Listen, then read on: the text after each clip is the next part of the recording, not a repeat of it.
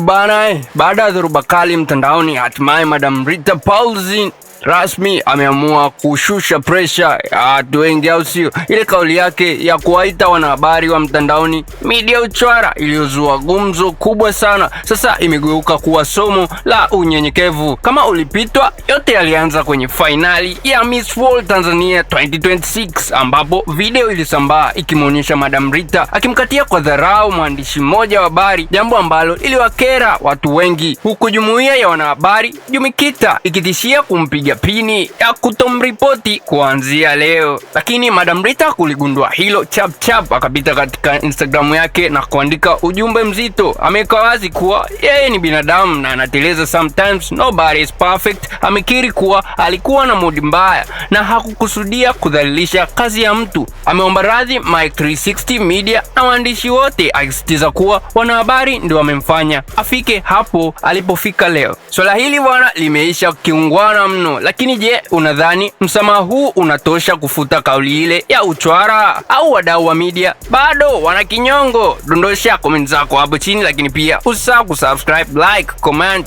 share, turn on notification ili uzidi kupata update ya matukio mbalimbali yanayojiri every time. I'm out.